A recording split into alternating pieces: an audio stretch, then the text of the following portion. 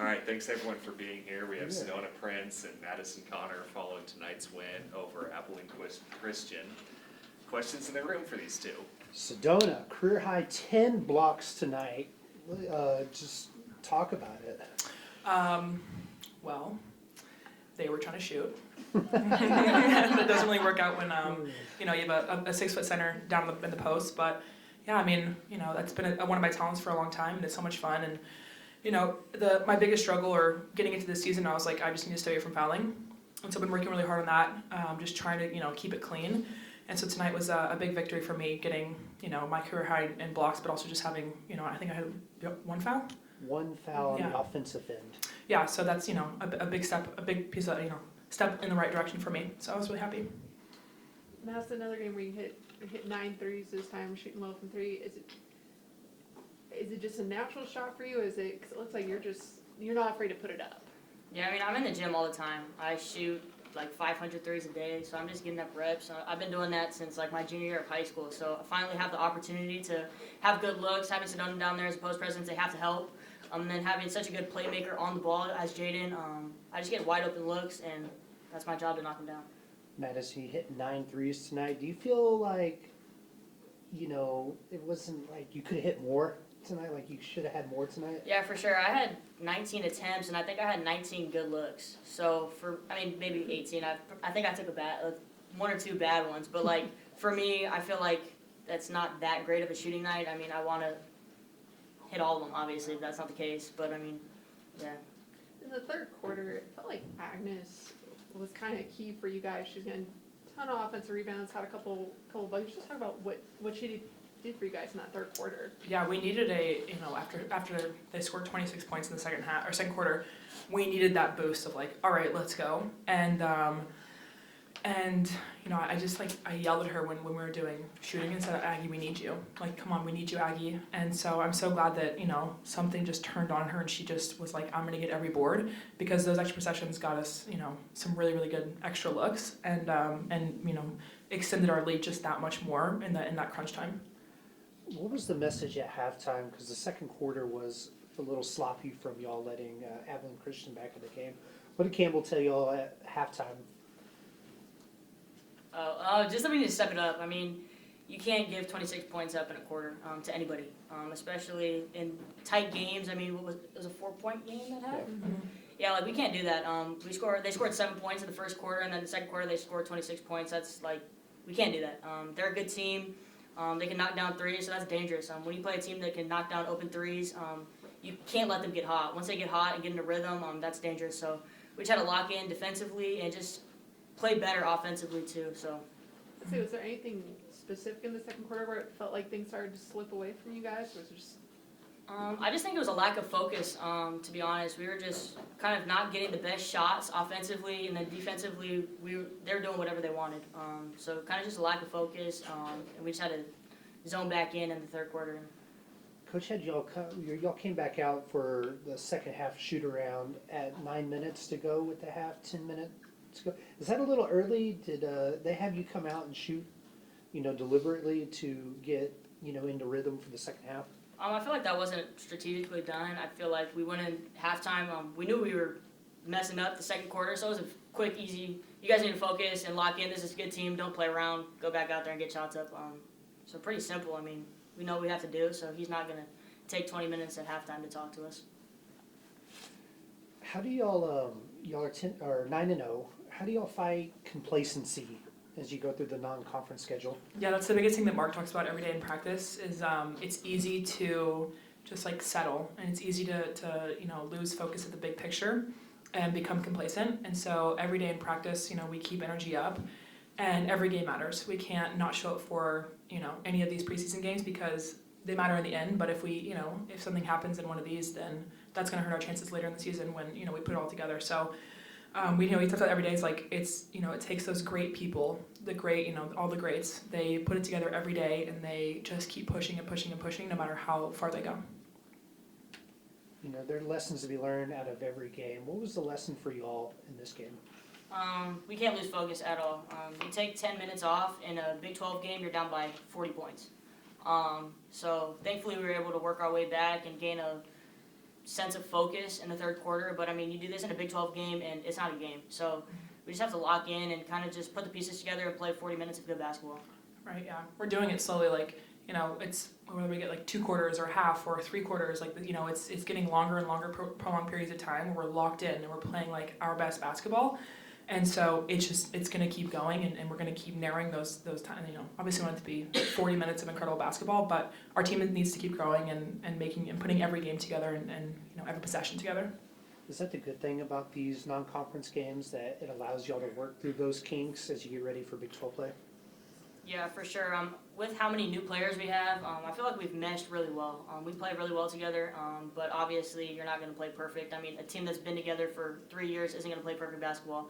So kind of just working those kinks out, and you could see like glimpses in the Nebraska game. We played an amazing first half, and then the second half we came out and it was a different game. So kind of just putting those things together. I mean, I feel like everybody works hard. Everybody knows what the end goal is. So it's just a matter of us actually locking in and putting 40 minutes of basketball together. Y'all talk about the depth on this team, and then like secondary scoring beyond y'all. Is it going to take more to get as we move towards Big 12 play?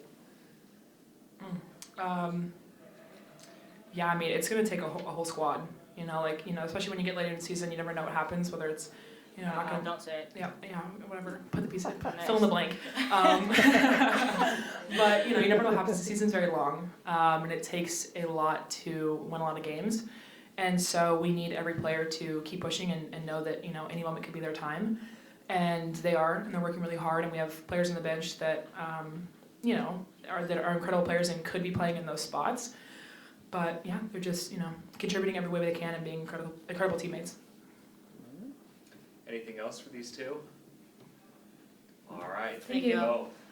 Well, first off, man, watching the men's game, that was an unbelievable shot, unbelievable finish. It felt like March Madness watching that game. So just want to give a shout out to those guys and finding a way to win a tough road game.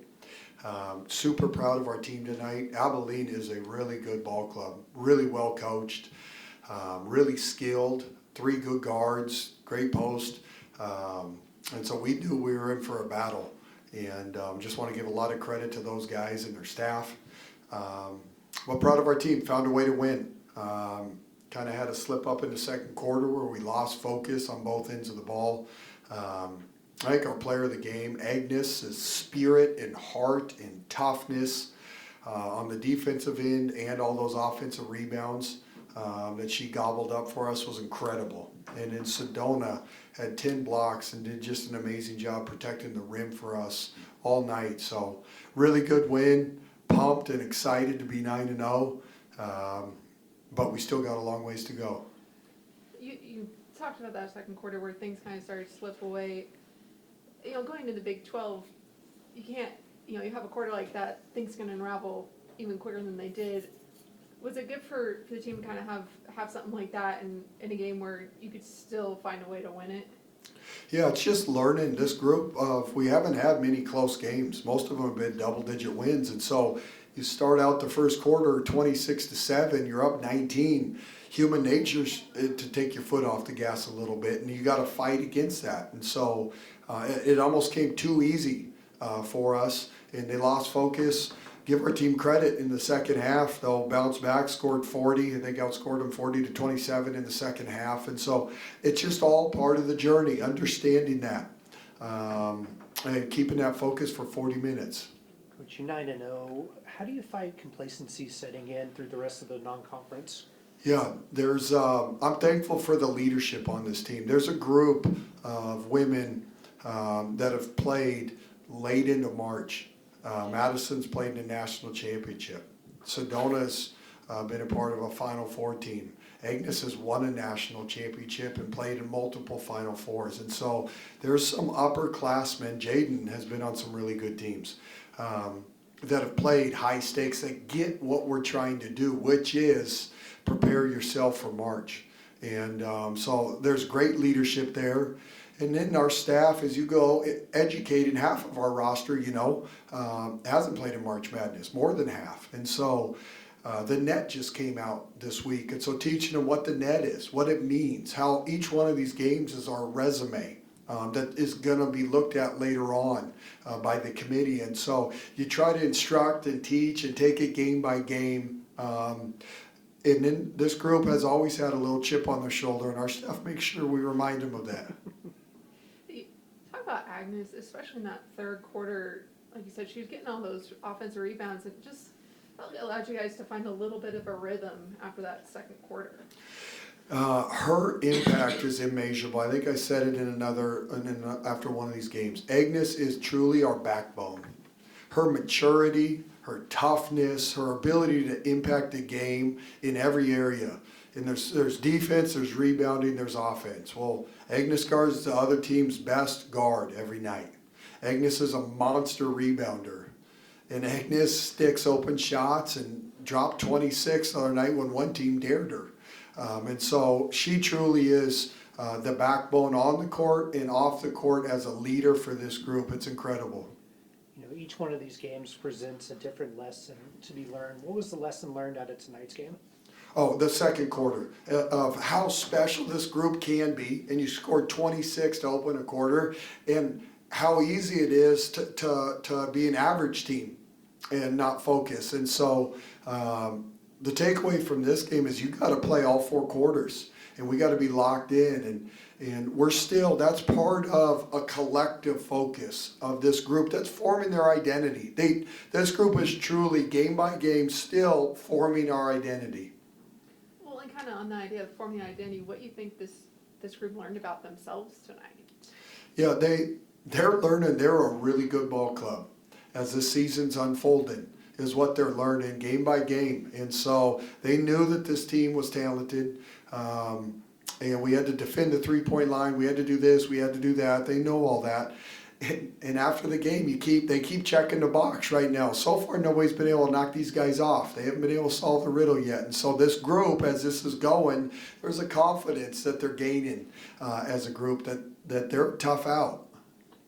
You know, once he gets closer to the Big 12 play, would you like to see Jaden drive the lane a little bit more? Jaden is a magician, so I don't tell her to do anything. Her IQ and understanding how to make plays for our team, she has a gift. And she truly is. You guys enjoy Jaden Owens while she's here, because what she's doing is really hard. How she's orchestrating this whole group that's never played together and doing it seamlessly. I mean, you're kidding me. She had 11 assists, 3 turnovers tonight. I mean, she has got to be one of the best, if not the best, facilitators in college basketball. And you take, with what's going on, a brand new team, a brand new system, and she's making it look easy. And she is incredible in transition. You know, 22 assists on 28 made field goals tonight. What did you like about the ball distribution? That's been a theme, a common theme of every game. It's nothing that we do. It's just who these kids are, our style of play, our system, and sharing the ball. But it's every game now. I don't know what percentage on the season our baskets come from assists of creating for each other, but gosh dang, it's got to be really high. And so we preach it, but it's a credit to these kids of making simple plays and creating for each other.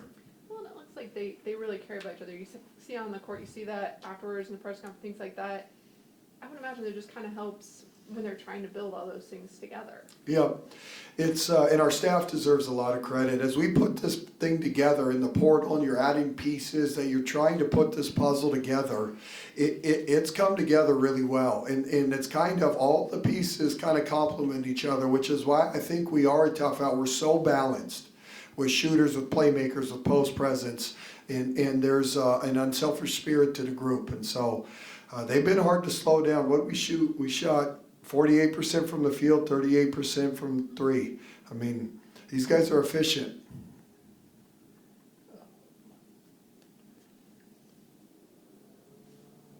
Forgot the question I was going to ask. I had a real good one for you. Well, you guys, I hope this community, it's been neat. Each game, the crowd keeps getting a little bit bigger, a little bit bigger, a little bit bigger.